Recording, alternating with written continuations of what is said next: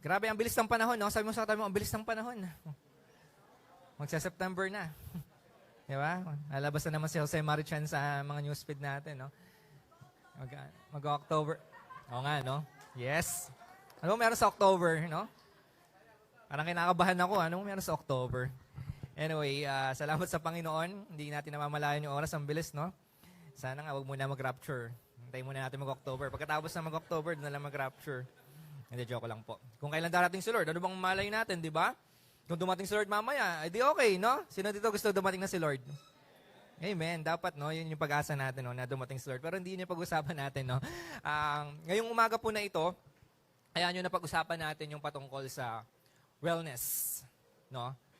Ang title po ng message ko ngayon is Holy Wellness. Ayan, Holy Wellness. Ano ba yan? Ano bang ibig sabihin yan? Mamaya po, titingnan natin ano nga ba ibig sabihin yan. So, titingnan po natin yung ating, kukuhanin pala natin yung ating teksto ngayong umaga sa 3 John, chapter 1, verse 2. Okay, dyan po natin kukunin yung ating message for today, no? Yung scripture natin ngayon ay yung 3 John, chapter 1, verse 2. Let's open our Bible sa pangatlong Juan, kapitulo 1, versikulo 2. Tama ba? Hindi tayo masyadong pagdating sa Tagalog eh. No? So, scripture natin is 3 John chapter 1 verse 2. Ang sabi dito, Beloved, I pray that you may go well with you and that you may be in good health as it goes well with your soul. Tayo po yung manalangin. Salamat po, Panginoon, sa umagang ito. Salamat po sa panibagong lakas, panibagong pag-asa na ibinigay mo sa bawat isa, O God. Lord, mangusap ka sa amin ngayong umaga na ito. At patuloy na buksan mo yung mga puso't isipan namin sa kung paano nga ba namin pangangalagaan ang aming mga katawan nang sa ganon mas maging kagamit-gamit kami sa iyong kaluwalhatian or sa iyong kaharian, O God. Salamat po. Sa iyo na po namin pinagkakatiwala ang buong gawain na ito. Ito po ang aming dalangin sa pangalan ni Jesus. Amen. Palakpakan po natin yung Panginoon. So ngayon, pag-uusapan po natin yung theology patungkol sa wellness or theology patungkol sa health. Kasi pag nasa church tayo, ang in-expect talaga natin is spiritual. Totoo naman, di ba? Gusto natin mapalago tayo spiritually. Ang gusto natin spiritually, mag-mature tayo, which is totoo naman. Kailangan po natin yan. Pero minsan, yung maturity natin spiritually, hindi mo makakamit yan kung physically mahina ka. Kung physically unhealthy ka. Sa binasa natin dito, okay, malinaw ang sabi, si John, sinabihan niya yung kapatid niya, yung kapatid niya sa pananampalataya na si Gaius, okay, kung sa verse 1 makikita niyo yun yung pangalan niya, na ang sabi niya, I pray, no, pinapanalangin ko that you go well with you and that you may be in good health. Okay, dalawang beses na banggit yung repetition ng well. Okay, ang gusto niya maging maayos ang kalagayan mo. Okay, maging maayos yung pangangatawan mo. In short, maging healthy ka. Tingnan mo yung katabi mo. Healthy ba yan? Kitang-kita naman, no, sa pangangatawan. Healthy. No, sa Bible, ang gusto natin makita dito, i-balance natin, no? Balanse po tayo. Dito, sa binasa natin, ang gusto rin ng Diyos, spiritually, lumago tayo. Ang gusto ng Diyos, spiritually, mas mapalapit tayo sa Diyos. Pero yung mga bagay na yon, mahirap nating makamit kung physically, unhealthy tayo. Kaya nga dito, no, sinabihan, I pray that magkaroon ka ng good health. No, kasama po yun. Kasama po yun sa atin, sa plano ng Diyos, kasama po yun sa gusto ng Diyos sa buhay natin na magkaroon tayo ng magandang kalusugan. At yan po yung tatalakayin po natin ngayon sa umaga na ito, no, na magkaroon tayo ng kalusugan. Physically, no? Hindi natin inaalis dito yung spiritual na life natin, no? Pero ang gusto natin dito, balansehin natin. Balansehin natin na kung paano natin pinapangalagaan yung mga spiritual na buhay natin, kung paano tayo nagpo-focus doon, ganun din po physically. Kasi sa Bible, sabi ko nga, sa theology, titingnan natin dito na nababanggit din po yung patungkol sa kalusugan ng tao. Okay, mamaya po mas tatalakayin po natin yan. Kasi mga kapatid, hindi pwede, sabi ko nga sa inyo, na focus ka lang. Halimbawa, kung physical naman, masyado ka namang focus sa physical na katawan mo, spiritual, wala naman. Diba? Minsan man gano'n, sobrang healthy naman, pero impyerno naman. Diba? Alam mo naman, tipong nagpapaka-healthy ka, no? Gusto mo mahabang buhay dito sa lupa, diba? Gusto mo, nagda-diet ka, nag-exercise ka, pero spiritually naman, lampa ka. Spiritually, wala kang pagkakakilala sa Panginoon. Impyerno ka rin. So kahit ano pang lakas mo dito physically sa mundo na ito, kahit ikaw pa yung pinakamalakas na tao sa buong mundo na ito, ikaw pa yung pinaka-healthy, kung wala ka namang pananampalataya rin, spiritually, wala rin. So, ang gusto po natin dito, i-balance natin, no? Dito sa First AG, balance. Spiritually, malakas, physically, malakas. Amen po ba? Gusto po natin ganun, no? Para po nang sa ganun, mas magawa natin yung kalooban ng Diyos, no? Mas magawa natin yung kalooban ng Diyos. Kasi, halimbawa, bigyan ko kayo ng sample. Kung hindi kayo healthy, pagdating sa, halimbawa, gusto ko makapakinig ng salita ng Panginoon, no? Sa pamamagitan ng sermon, pag Sunday. Kaya lang, tuwing Sabado, puyat ka naman. Sino dito, tingin mo katabi mo, tingin mo yung eyebags niyan. Alam mo yon, yung tipong gusto mo naman, your spirit is willing, but your flesh is weak, mahina. Gusto mo naman Lord, gusto ko naman marinig yung mensahe mo. Lord, gusto ko namang maranasan yung spirit mo, yung kapangyarihan mo. Pero kung yung physical mo weak, mahirap din po 'yon. 'Di ba? Halimbawa ngayon, gustong-gusto niyo makinig ng salita ng Diyos, pero inaantok kayo dahil nagpuyat kayo kagabi. Sino nagpuyat dito? Sabi mo sa katabi mo, huwag mo na ulitin yan, ha? Sabihin ko sa sarili ko, huwag ko nang ulitin to, ha? Ako rin kasi nagpuyat. Hindi, ang point natin dito, no, kung palagi ganyan ang lifestyle natin, palagi kayo puyat, kahit hindi sa church, paano nyo magagawa ng maayos yung mga pang-araw-araw nyong buhay, na mga ginagawa nyo, di ba? Lalo na ako sa church, yun nga, spiritually, di ba? Ang hirap kaya nun, yung puyat na puyat ka, tas sa atin ka ng conference. Naranasan yun na nag-ano kayo? Nagpunta kayo ng tawag dito, dun sa Synergize, di ba? Ang aga nyong gumising, di ba, gutom pa sa inyo, di ba? Pagdating doon, gutom, naghanap ng kainan, di ba? So parang napakahina natin. So ganun po yung feeling, no? Nang gustong-gusto mo naman, pero inaantok ka, kasi nga, pagod ka. Kung palagi ganun, kung linggo-linggo ganun ka, puyat ka, tas sa atin ka, tas makakatulog ka lang din, wala lang din, no? Wala lang din. Pumunta ka lang ng church, na masahe ka, magkano pa masahe? Depende kung gaano bang kalayo. Kung taga Tanatu ka, o magkano pa masahe doon. Di ba?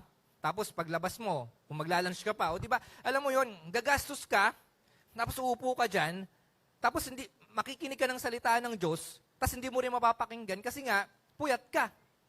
Di ba? Unhealthy ka. So, di ba? Sayang lang din. Nakuha niyo po yung punto ko? So, ang gusto ng Diyos, actually sa una pa lang makikita na natin, ang gusto ng Diyos, protektado tayo or healthy tayo. Alam niyo kung bakit? Kasi sina Eva at Adan, nung time po na kinain nila yung prutas po yun yung kinain. Literal na prutas. Baka kung ano-ano naririnig nyo, kung ano-anong mga theology naririnig nyo sa social media, sabihin nyo, literal po na prutas yun kinain ni Eva at Adan. Prutas po, malinaw po yun. Okay, pagbalik-balik ta rin mo yung pag-interpret noon, prutas lang po yun. Huwag kayo magpasok. Yan po yung problema kasi pag masyadong, dalawa lang po yun Pag sobrang marami nang alam sa Bible, nagiging extreme na. Okay, pag naman walang alam, mali naman ang interpretation. So, dapat nasa gitna ka lang, no? Balik tayo. Sa una pa lang, di ba, kinain na ng Eva at Adan yung prutas. Pinagbabawal ng Diyos yun, di ba? Prutas po yun. So, kinain nila yun, nung kinain nila yun, pumasok na yung sakit. Ang unang plano ng Diyos, walang sakit. Walang karamdaman. Ayaw po ng Diyos nun. Hindi po gusto ng Diyos na magkasakit tayo. Ngayon, nung kinain na ng Eva at Adan itong prutas na to, pumasok na yung sakit. So, spiritually, nakita natin, namatay sila. Spiritually, nalayo sila sa Diyos. Kaya nga nalaman nila na hubad sila. Okay? Nagkaroon sila nahiya na sila na, ay, hubad pala kami. 'Di ba? Pero, kung titingnan nyo pa yung ibang side nun, makikita nyo, bukod doon sa spiritually, nahiya sila dahil nga nalaman nila yung tama at mali. Physically rin po, makikita nyo doon na merong part doon na, di ba, nung nalaman nilang nakahubad na sila, ang Diyos nag-provide sa kanila ng damit, ng isusuot nila. Nabasa nyo po ba yon? Kasi di ba nakatakip sila ng dahon? Imagine mo, kung hindi, isipin nyo kung gano'n yung natin, nakadahon lang tayo, no? Papasok kayo, no? Dahon lang yung panakip. Di ba? Pero hindi yung plano ng Diyos. Nung time na nalaman nila, yung tama at mali, nalaman nilang hubad sila, since pumasok yung sakit, nag-provide yung Diyos ng damit nila. Okay, galing yun sa galing sa beast, galing sa hayop. Yun po yung unang pagpatay na nangyari. Pinatay yung beast. And then ginamit pang damit ng tao. So, anong ibig sabihin nun? Dinamitan sina Eva at Adan kasi pumasok na yung sakit. Sino dito? Di ba pag nakahubad tayo, yan yung malaki yung chance na tayo ubuhin at sipunin at magkasakit.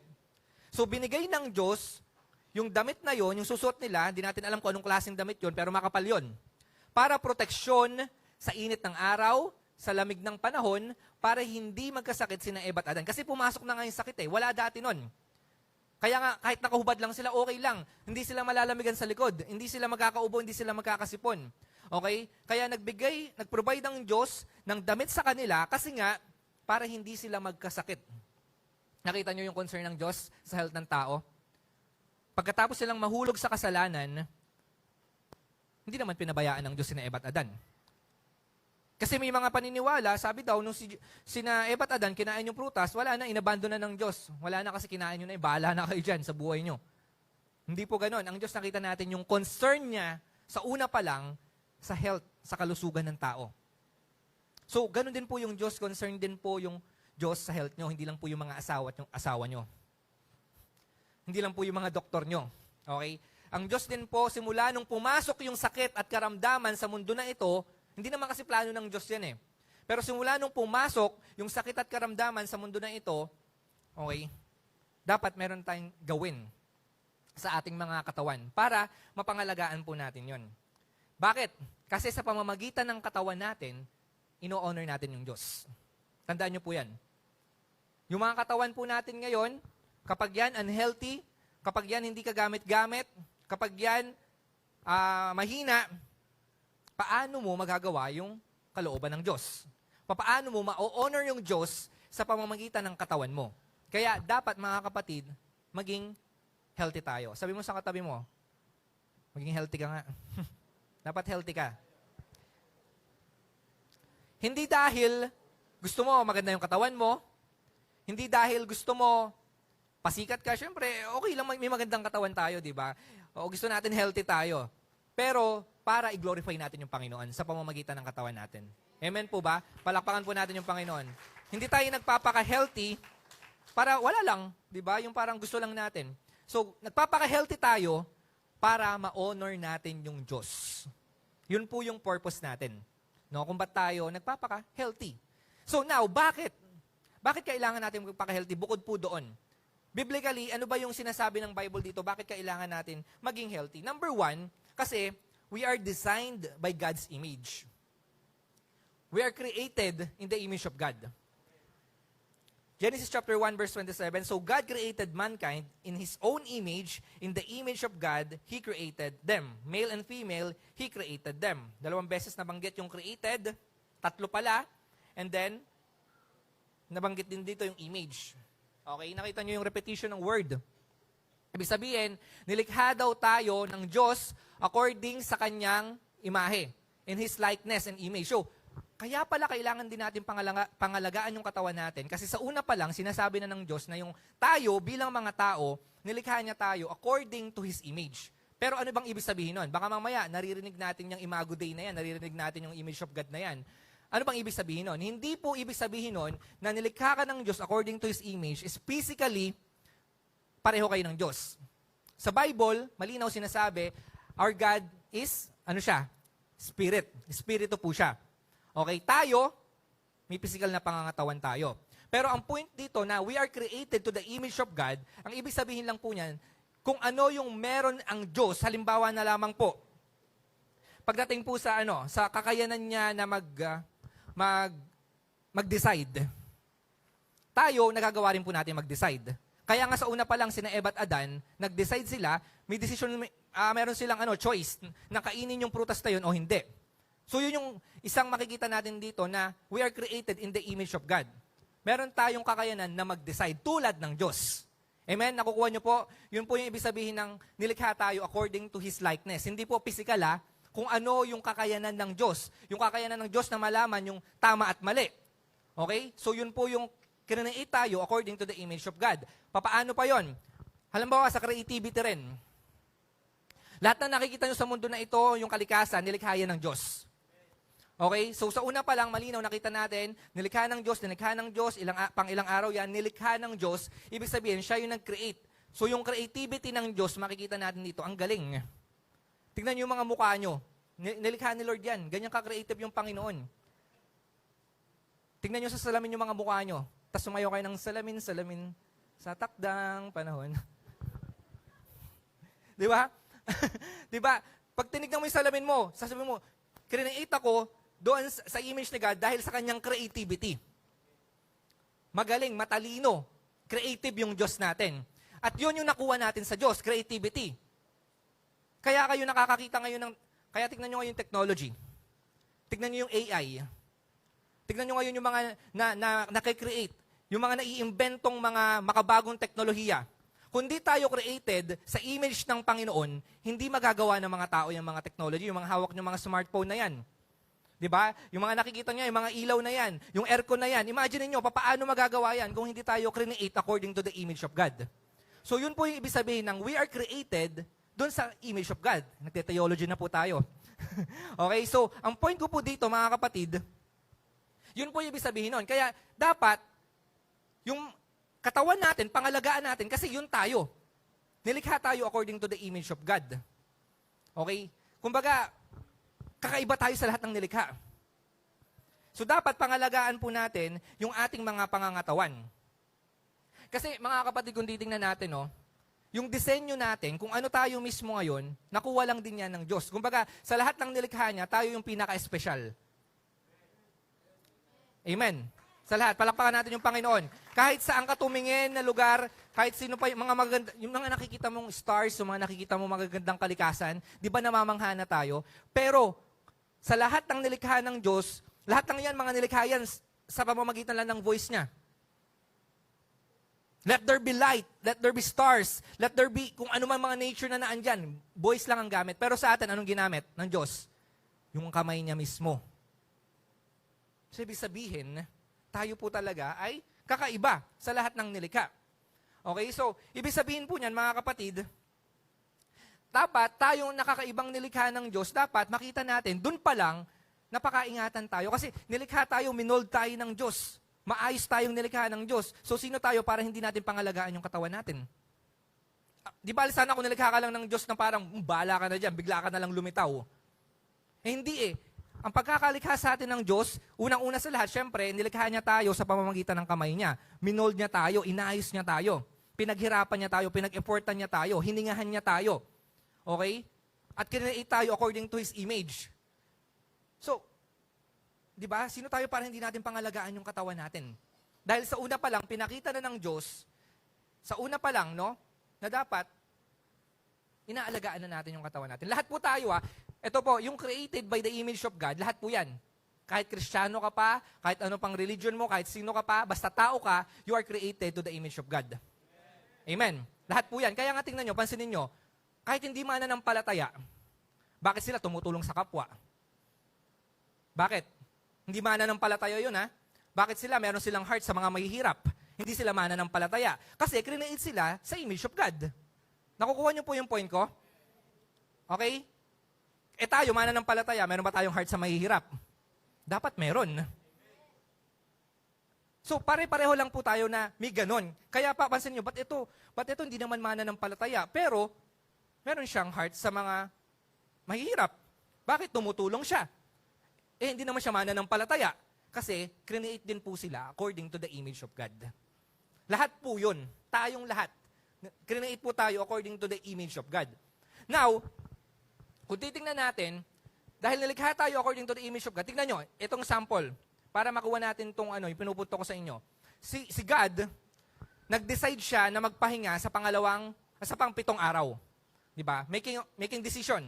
Yun yung isang isang part na tayo nilikha ng Diyos according to His image, paggawa ng desisyon. So nagdesisyon ang ating Diyos na magpahinga matapos niyang likhain yung lahat sa loob ng 6 na araw. Now, ano ang point ko dito? Nag-decide siya na magpahinga. Hindi naman kailangan ng Diyos ng pahinga Bilang Diyos, hindi nagpapahinga yung Diyos. Kaya yung Diyos, natutulog ba yung Diyos?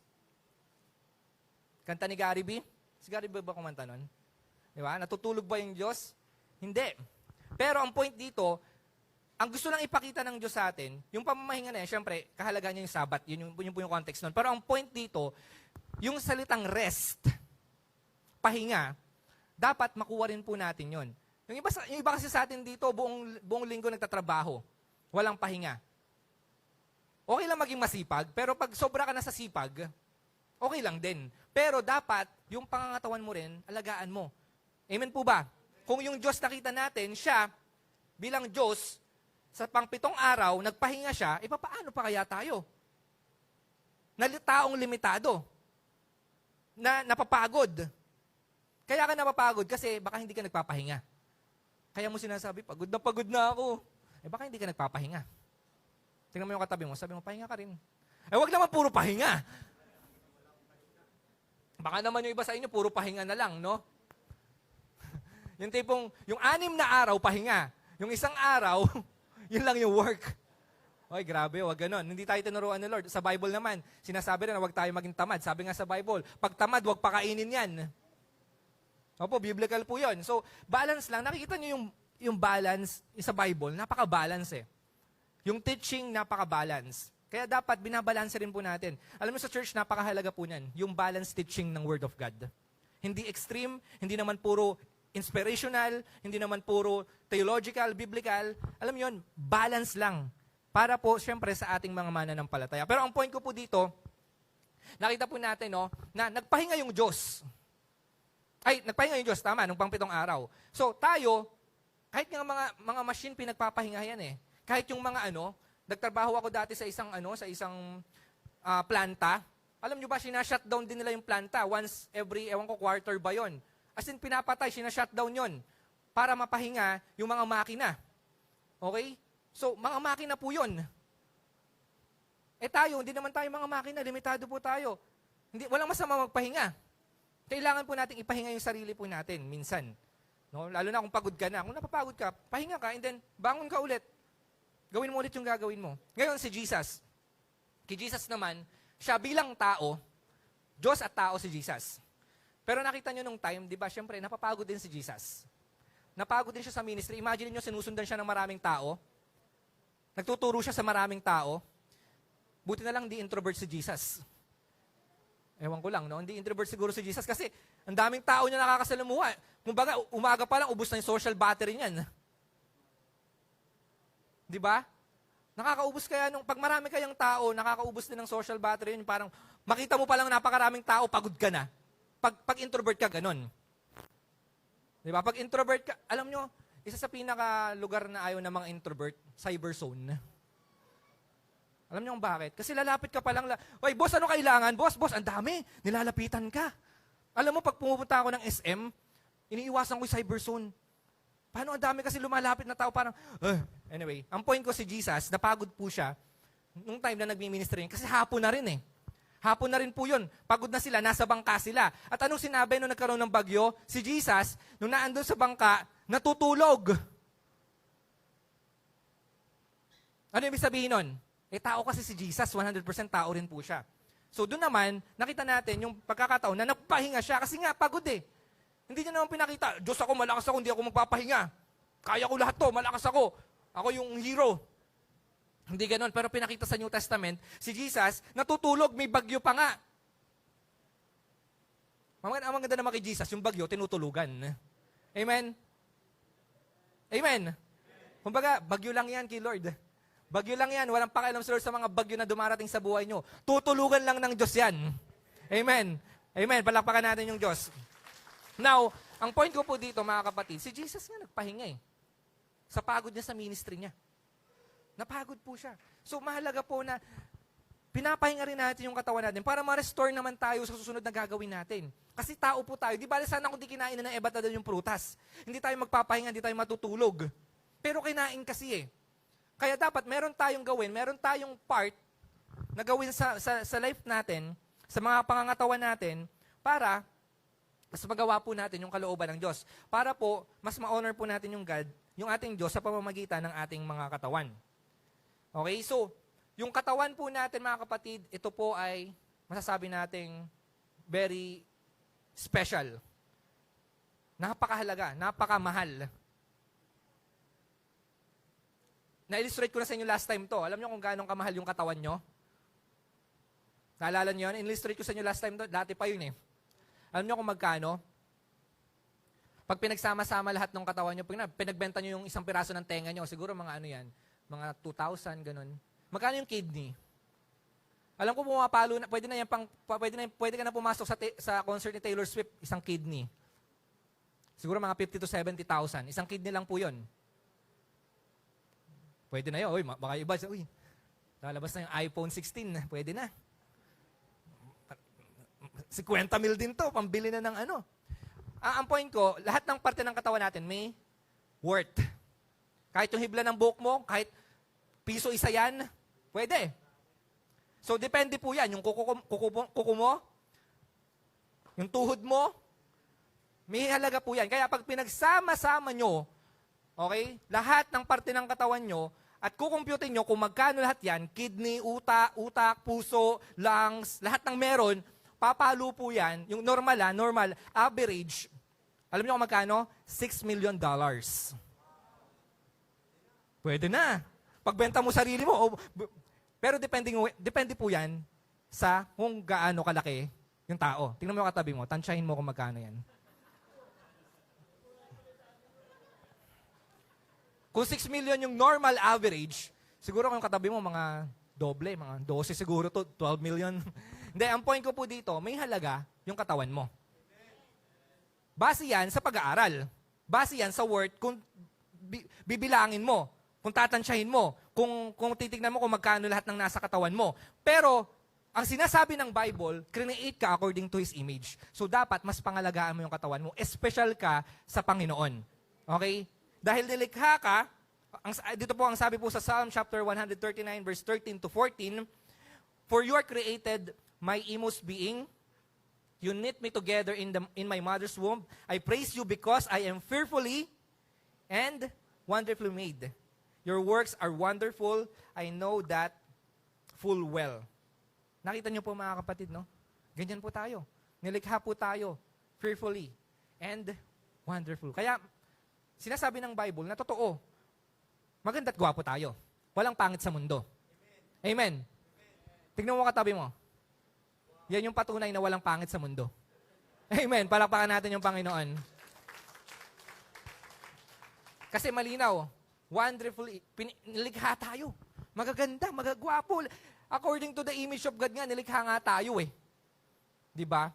Kung ano man pong meron tayo ngayon, di ba nakabase sa mga itsura natin, pero pagdating naman kasi natin sa langit, pantay-pantay naman talaga na tayo dun eh. Dito lang naman talaga sa lupa eh. Depende na lang sa pagkakaayos ng muka. Depende sa pagkikilay mo, depende sa paglalagay ng ano mo sa muka. Diba? Pero kung titignan mo, mukha din naman yan eh. Diba? Depende sa haba. Tsaka depende rin sa paningin ng tao. Pantay-pantay lang tayo. Okay? Dahil nilikha tayo ng Diyos according to His image. Okay? So, itong katawan natin mismo na to, physically ang pinag-uusapan natin, okay, ito po ang magagamit natin to honor God. Para magawa po natin, or magawa natin to bilang living sacrifice. Kasi ang sabi po dito sa John chapter 12 verse 1, ang sabi po dito, ito po yung i-take note natin, "Therefore, I urge you, brothers and sisters, in the view of God's mercy, to offer your bodies, yung katawan po natin, as living sacrifice, holy and pleasing to God. This is your true and proper worship." Nakita nyo? True and proper worship, i-offer natin yung ating body as living sacrifice. So kung di okay yung body mo, physically, papaano mo siya may offer sa Diyos ng maayos? Paano ka makakapag-worship ng true? Kung physically rin, mahina ka. Hindi rin maganda yung kalagayan ng katawan mo. So, kaya mahalaga mga kapatid, no, na ito, number 1, dahil tayo ay designed by God's image, lagi po nating tatandaan yan na dahil nilikha ako ng Diyos, maganda yung pagkakalikha sa akin, dapat alagaan ko to. Amen? Yung mga magagandang nililikha, di ba? Tingnan nyo, pag meron kayong bagong sapatos, hanggat maaari yung bagong sapatos, di ba ayaw nyong gamitin? Ba't bumili ka pa ng sapatos? Kasi nga lalo kung puti yan, di ba? Ayaw mo madumihan. O kung madumihan, malilinisin mo. 'Di ba? Kasi nga, ang gusto natin, sa atin yun. Okay? Lalo na kung ano pa yan. Kung halimbawa, ikaw yung gumawa. Kung ikaw yung creator. Lalo mong iingatan kung ano man yung nilikha mo. Kasi nga, nilikha mo yun. Paano ka pa kaya kung nilikha namang Diyos, no? Tayo bilang nilikha niya, mas pangalagaan po natin yung ating pangangatawan. Pangalawa, kasi po, kailangan natin pangalagaan yung katawan natin because we are the dwelling place of God's Spirit. Okay? 1 Corinthians chapter 16, verse 31, don't you know that you yourselves are God's temple, and God's Spirit dwells in your midst. Okay? Mali po yung ano yan. Ito po yung verse natin. Oh. Yung katawan natin, ito ay templo ng Diyos, ng Espiritu ng Diyos. Kung create tayo according to the image of God, ang sarap ng isipin, itong pangalawang punto natin, mas lalong masarap isipin dahil yung Diyos mismo, yung Espiritu ng Diyos, nananahan sa ating mga katawan. Templo ng banal na Espiritu. Grabing identity naman yun. Pero ito mga kapatid, kung kanina lahat ng tao yun, create according to the image of God. Pero pagdating sa pangalawa ng punto natin, yung mga nakikristo lang po, no? Tayo lang po nakikristo, tayo lang po mga nanampalataya kay Kristo, yung pinanananahan ng banal na Espiritu. Okay? So, ibig sabihin po niyan, templo. Yung katawan mismo natin, templo pala ng Espiritu to ng Diyos. Kung mabalik kayo sa ancient time, sa Old Testament, ang templo, yan po yung ginagamit, dyan po naninirahan talaga yung presensya ng Diyos sa mga temple. First and second temple, kahit sa tabernacle. Okay, ginagamit po yan, o dyan po yung nagsisimbolize na ito yung dwelling place ng Lord. Okay, so naandyan yung Diyos. Mas malapit ka sa Diyos kapag nasa templo ka. Okay, nung Old Testament po yun. Yun po yung ginagawa nun. So, dahil yung templo, naniniwala sila, ito yung dwelling place ng God, ano ang ginagawa sa templo? Every day, nililinis po nila yung templo. Pinapangalagaan po nila yung templo kasi naniniwala sila na itong templo na ito, naandito yung Diyos. So, dapat, pangalagaan mo yun, ingatan mo yun, linisin mo yun. Kasi yun yung templo ng Diyos. Sa Old Testament po yun ha. Ngayon, nung pumasok sa New Testament, sinabi po dito ni Apostol Pablo na yung mga katawan po natin ay templo ng banal na Espiritu. Templo ng Diyos. So anong gagawin natin sa katawan natin? Hahayaan lang natin? Hayaan lang natin na masira? Hayaan lang natin na ganito? Hindi. Dapat, tulad ng templo ng Old Testament na kung saan sinasabi, yun yung dwelling place ng God, inaalagaan nila, okay, iniingatan nila, ganun din po sa atin na ngayon, nananahan na yung banal na Espiritu. Sa bilang mga katawan natin, na templo, pangalagaan din po natin. Amen po ba? Nakuha nyo po? So dahil nananahan na pala sa atin yung banal na Espiritu, kung paanong inaalagaan yung templo before sa Old Testament, ganun din po sa ating mga katawan. Pangalagaan po natin yung ating mga katawan, mga kapatid. Paano mo pangangalagaan yung pangangatawan mo or paano mo iingatan yung katawan mo? Simple lang, iwasan mo yung mga bagay o kung ano man mga nasa mundo na ito na makakasira sa katawan mo. Hindi lahat sinabi sa Bible yung mga dapat mong iwasan. Sa Bible, wala naman nakalagay na huwag ka magyosi. Hanapin mo sa Bible, dyan, huwag ka magyoyosi, huwag ka magbe-vape. Pero ang punto kasi dito, hindi man siya nakasulat sa Bible, pero kung titignan natin yung konsepto na tayo, nananahan sa atin yung banal na Espiritu, ang ibig sabihin po niyan, huwag mo dapat sirain yung pangangatawan mo. Pag nagyosi ka, ano ang sinisira nito? Lungs. So anong punto ko dito? Kapag nagyosi, nasira ang lungs mo, yung templo ng Holy Spirit, sinisira mo din. Okay? Nakuha nyo po? Yung alak, ano ang sinisira nito? Atay. So kapag ikaw, nagsusunog baga, pati baga rin yan, pati atay mo, lahat yan, damay. Sira ang pangangatawan mo. O pagkain. Marami ang nasisira ng pagkain. Kumain ka ng matatamis, ano nangyayari sa'yo? Diabetes. Kumain ka ng maalat, anong sisirain? Bato. Kidney. So yung mga part ng katawan na yan, pag kumain ka ng taba, anong sinisira naman? Puso. Utak. So yung mga parte ng katawan na yan, naandyan po yung Holy Spirit. So kung di mo pangangalagaan yan, hindi mo iwasan yung mga bagay na makakasira sa pangangatawan mo, ay sira ang templo ng Banal na Espiritu. Nakuha niyo po yung punto ko? So dahil templo tayo ng Holy Spirit, so dahil tayo ay nananahan sa atin yung Banal na Espiritu, okay, biblically, okay, dahil sinasabi po, ito yung titignan natin concept eh. Hindi yung, wala naman sa Bible yung bawal magyosi, wala naman sa Bible yung bawal mag-alak eh. Ito lang yung tignan nyo, yung konsepto na to. Nananahan sa'yo yung Banal na Espiritu. So dahil nananahan yung Banal na Espiritu sa katawan mo, ito yung templo ng Holy Spirit, ingatan mo. Amen. So kung ano man yung mga pwedeng makasira sa katawan mo, na alam mong makakasira, iwasan mo. Dahil alam naman natin yung tama at mali. Minsan, kahit alam na natin mali, okay lang sa atin. Ginagawa pa rin natin. At minsan, kahit sobra na, di ba, minsan naman, wala namang masama. Halimbawa, sa pagkain, wala namang masamang kumain. Di ba? Pero kung sobra na, di ba, tingnan yung mga nagmumukbang, may namatay sa mukbang. Di ba?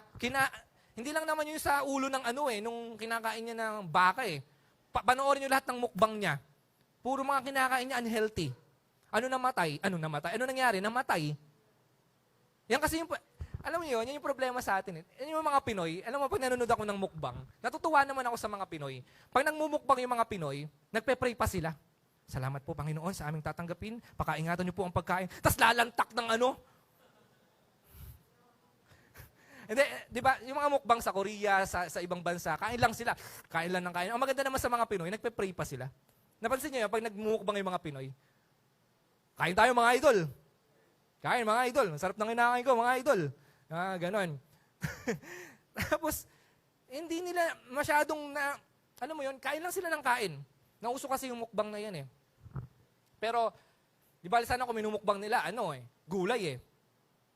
Pero hindi rin, pag sobra naman, di ba? Alam mo yun, wala naman kasing dun eh. Imukbangin mo yelo. Try mong mukbang yelo. Alam mo yon, nagpe-pray ka kay Lord. Lord, ingatan mo to, i-bless mo po itong pagkain na ito, I-bless ni Lord yan. Pero, kung kakain ka ng marami, hindi mo rin babantayin yung sarili mo, tatamaan din yung health mo. Nagpe-pray tayo, Lord, bigyan mo ako ng mahabang buhay, Nagpe-pray ka, alas 4 ng madaling araw, Lord, bigyan mo ako mahabang buhay. Alas 4 na ng madaling araw, gising ka pa. Sabi mo sa katabi mo, ikaw yun, no? Alam mo yun, nagpe-pray ka ng mahabang buhay, pero ikaw mismo, hindi ka gumagawa ng paraan para maging mahaba yung buhay mo. Ang Diyos, gusto ng Diyos sumaba buhay mo. Amen po ba? Gusto ng Diyos sumaba yung buhay mo. Gusto ng Diyos maging healthy ka. Pero ikaw din, may part ka eh. Kasi hindi naman palagi yung Diyos lang yung may part eh. Sa salvation, hindi lang naman si Diyos yung magliligtas sa'yo. May part ka sa salvation mo. Ganon din sa health natin physically. May part yung Diyos na ingatan ka or i-bless yung pagkain na kinakain mo. Pero ikaw, may part ka rin para, alam mo, maghinay-hinay din. So yun po yung punto ko, no, mga kapatid, no? Sa lahat-lahat po yan. Whether we eat or we drink. Sabi nga sa 1 Corinthians 10:31, so whether we eat or we drink, or whatever you do, do it for the glory of God. Napansin nyo? Pagkain. Pag-inom. Whether we eat or we drink. Okay? Nasama doon yung kung paano natin mag-glorify yung Panginoon. So, sa mga kinakain pala natin, sa mga iniinom natin, pwede natin mag-glorify yung Panginoon dyan. So kung gusto natin mag-glorify pa yung Panginoon, sa lahat-lahat ng ginagawa natin, kasama na yung pagkain at pag-inom, hinay-hinay lang po tayo. Ingatan po natin yung pangangatawan natin. Okay? Proper diet. Sino ito mga nagda-diet? Naku po. Anong kinakain natin? Diba? Tingnan din po natin yung mga kinakain natin. Yung mga pagkain din po ng mga, alam nyo, yung lagi kong naaalala na iniiwasan dapat na pagkain, yung sinabi po ng doktor namin. Nagpapacheck up din po kasi kami. 3 F lang po yung iwasan natin, 3 F. Una, fried foods. Pangalawa, frozen foods. Pangatlo, nalimutan ko yung pangatlo yun. Fried, frozen. Nalimutan ko. Ayan, kasi kain kasi ng kain. Basta 3 F po yun. Fried, frozen, hindi ako makakatulog nito. Fatty, hindi fatty. Yeah, sama natin yung fatty. O pwede yun. Fatty, fried, frozen. Hala, nalimutan ko. Chat ko na lang po sa inyo kung maalala ko yun. Basta yun, yung mga hindi magaganda, unhealthy foods. Okay? Pwede yun, sama natin, fatty, di ba? Fatty, fried, tsaka mga frozen foods. Iwasan po natin yon. Fast food, ayun. Ay, nako, siguro, kasi nga, 18 years old na ako, pa 19 na, kaya medyo yung ano.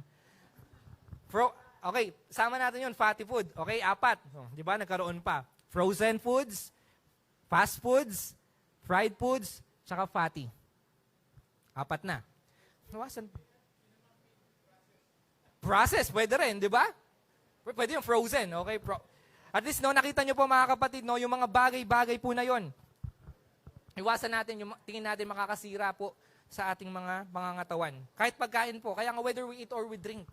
Sabi nga, ito po yung ginamit po na illustration. Whether we eat or we drink, do it for the glory of God. Kung di na nakaka-glorify sa Panginoon, yung pagkain mo, kung sobra-sobra na, di ba, glutonin na yan, di na nakaka-glorify sa Panginoon, iwasan po natin yun. Okay? Kung sobra-sobra po, no, walang masamang kumain, di ba? Kung deserve mong kumain, sige, okay. Pero kung sobra na, kahit ano po, kahit di lang pagkain, basta lahat ng sobra, okay, masama na po yan. Iwasan po natin yan. At pangatlo, okay, syempre, para lang po, ma-discover pa natin yung God's purpose sa life natin. Kaya kailangan natin maging healthy para ma-discover pa natin yung God's purpose sa buhay natin.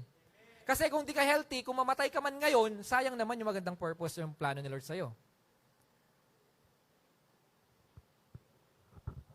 Being unhealthy, alam niyo mga kapatid, nakakamatay po yan. Naparito si Satan to kill, to steal, and to destroy.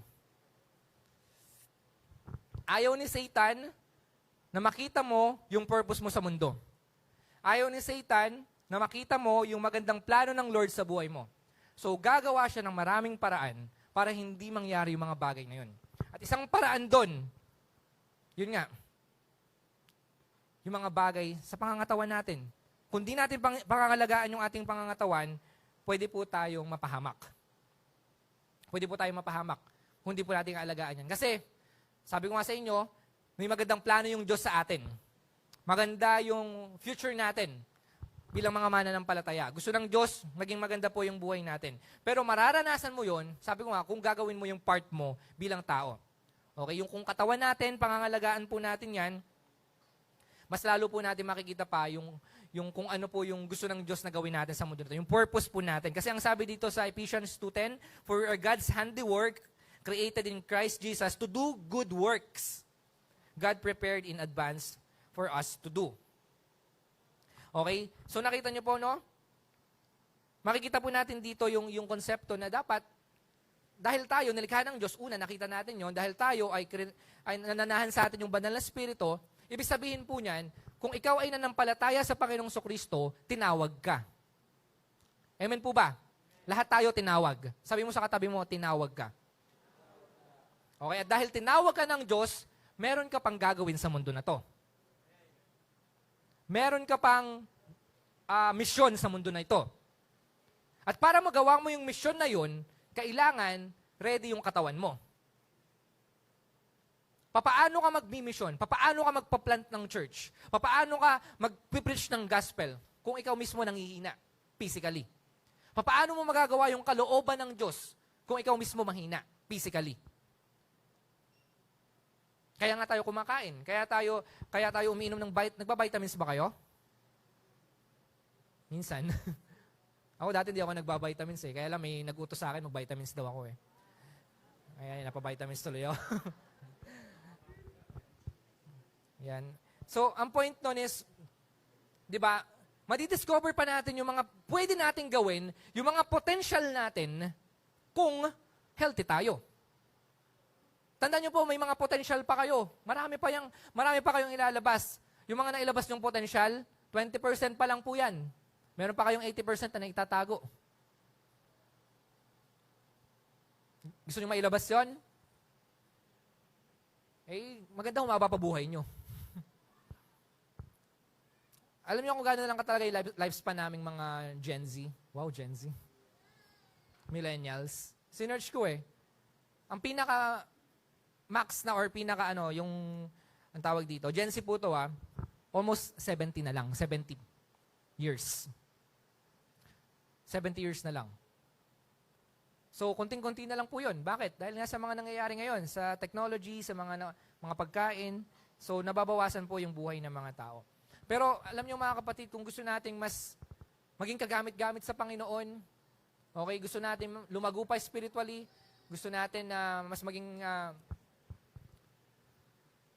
maging isang tawag dito, conqueror. Okay? Kumbaga tayo yung magiging magiging isang maayos na tao. Maging po tayo mga kapatid, no? Ayusin din po natin yung katawan natin. Kung gusto nyo maging maayos, kailangan unahin din natin yung katawan natin. Kung gusto nyo umayos spiritually, umayos din po tayo, ayusin din po natin yung mga katawan natin. Kaya nga po mga kapatid, sino naman dito nag-exercise? May nakikita ako dito, lagi naka-MyDay, may nag-exercise, ganun. May nakikita ako dito, nakikita ko talaga, may maganda po yun. Ipagpatuloy nyo po yan. Dati nag-gym po ako, sa totoo lang. Hindi lang halata. Pero nag-gym ako, alam nyo kung bakit?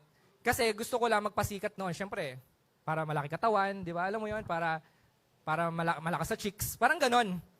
Yun yung purpose ko. Parang nag-gym ako. Alam mo yun, yung unang araw pa lang po ng pag-gym ko, feeling ko, laki na ng katawan ko. Ganun pa nag-gym kayo, yung feel na feel nyo.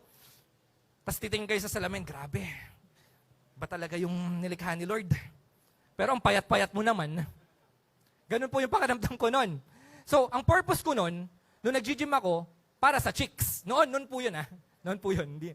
Para kumbaga, maganda katawan mo, parang ganon. Pero mga kapatid, pag tumatanda na tayo, dapat mas makikita natin, nag-exercise tayo, nagiging healthy tayo, bakit? Para magawa yung kalooban ng Lord. Para sa Diyos, para mag-glorify natin yung Diyos. Yun po yun mga kapatid, no? Yun dapat yung iisipin natin, sa lahat ng ginagawa natin, whether we eat or we drink nga po, di ba? Kung nag-exercise kayo, do it for the glory of God. Okay? Kung tumatakbo kayo, do it for the glory of God. Okay? Ano man pong ginagawa nyo sa mundo na ito, physically man po, patungkol sa physical natin, ano man po yan, do it for the glory of God. Kasi, tandaan nyo po, yung purpose natin sa mundo na ito, maganda po. Tandaan nyo po yan, maganda yung nakalaan sa atin ng Diyos. At meron tayong gagawin para sa Panginoon. Meron tayong gagawin. Sabi mo sa katabi mo, meron ka pang gagawin. Hindi pa tapos ang Diyos sa'yo. Kasi alam nyo mga kapatid, kung yung Diyos, kung ang ano lang natin, kung ang purpose lang natin, di ba, tinanggap natin si Jesus bilang Lord and Savior ng buhay natin. And then, kung ang mangyayari lang is magkakaroon lang tayo ng buhay na walang hanggan, edi sana, nung tinanggap natin si Jesus, langit na agad tayo, patay na tayo. Pero hindi After natin kilalanin si Jesus bilang Lord and Savior ng buhay natin, bakit pa tayo merong buhay? Bakit pa kayo nandyan ngayon? Ibig sabihin lang po niyan, meron pa kayong gagawin. Meron pa kayong mission.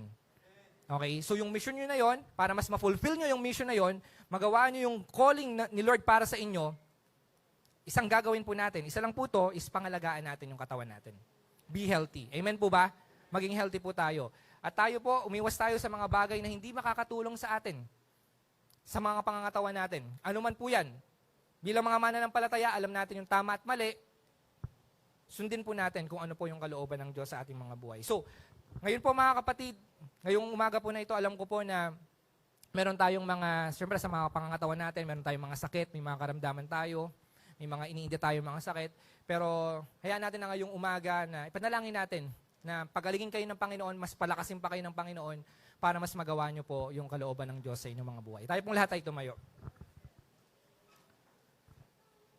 Sabi ko nga po sa inyo, kanina sa una pa lang, balanse po tayo, no? Spiritual, pinapangalagaan po natin yan.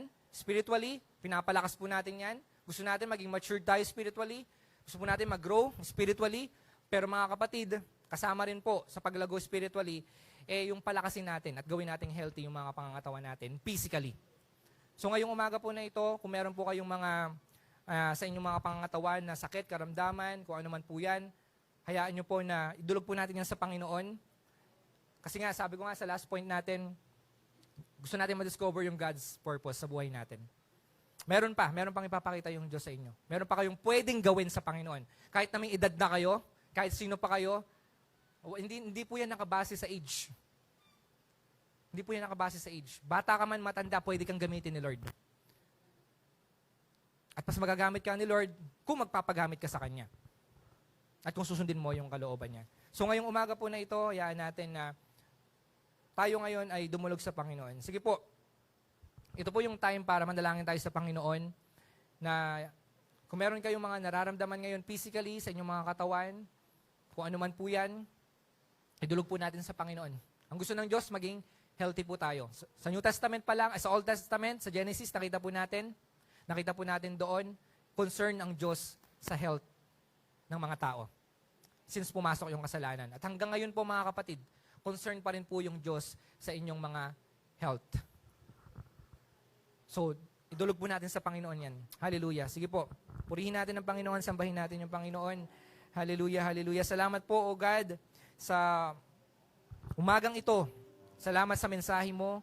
Ngayong umaga na ito, salamat Panginoon sa revelation ng banal na spirito na mahalaga pala na dapat pangalagaan namin ang aming mga pangangatawan para sa iyong kalwalatian, para i-glorify ka, para i-honor ka, O God. Hindi sa kung ano man. Lord, wala kaming mga naisin, wala kaming mga ibang motibo kung bakit namin ginagawang healthy yung katawan namin, pinapalakas namin yung katawan namin. Ginagawa namin ito para ikaw ay parangalan, para ikaw ay masamba, Panginoon. Lord, hayaan mo, O Diyos, na ngayong umaga, patuloy nga na pagpalain mo yung mga kapatid ko na nandito, hindi lang spiritually.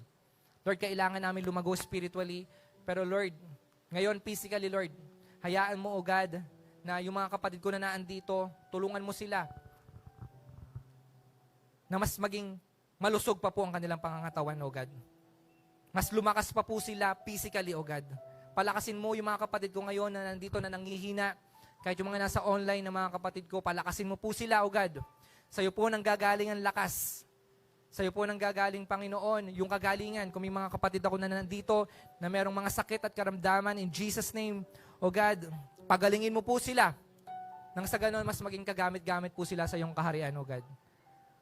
Ano mang karamdaman meron yung mga kapatid ko ngayon, humihingi kami ng kagalingan. Walang imposible sa iyo hanggang ngayon, O God. Naniniwala kami na nagpapagaling ka. Ikaw yung Diyos na nagpapagaling. Sa mga kapatid ko na nanghihina ngayon, O God, physically, Lord, palakasin mo sila. Kung nanghihina sila pumasok dito, Panginoon, sa lugar na ito, kung mahina sila physically, pumasok kanina, Lord, ngayon palakasin mo sila sa pamamagitan ng banal na spirito. Hallelujah. In Jesus' name, palakasin niyo po ang mga kapatid ko na nandito na nanghihina at tulungan mo sila na mamuhay, Panginoon, ng malusog, na may kalusugan, O God, sa kanilang pangangatawan. Ipaalala mo sa kanila palagi, O God, na yung katawan nila ay templo ng banal na spirito. Lord, nawa lagi namin maalala ito na kami ay nilikha mo, O God, according to your image. At sa pamamagitan, Panginoon, ng mga bagay na ito, kapag naaalala namin ito, mas magagawa namin yung kalooban mo. Mas mapapangalagaan po namin yung aming mga pangangatawan. Salamat po, O God, sa oras na ito. Lord, patuloy nga, O Diyos, na bigyan mo pa po ng mahabang buhay yung mga kapatid ko na naandito.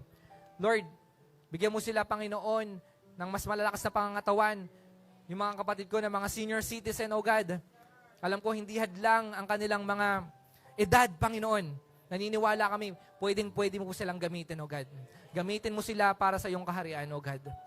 Salamat, Panginoon. Naniniwala kami na meron ka pang gagawin sa aming church na ito. Gawin pong healthy, Panginoon. Hindi lang spiritually yung mga kapatid ko na naandito, but then physically, Lord. Mas maging healthy pa kami, O God. At yung mga kapatid ko na nasa online. Salamat po, Lord. Sa iyo na po namin pinagkakatiwala ang lahat ngayong umaga na ito. Ito po ang aming dalangin sa pangalan ni Jesus.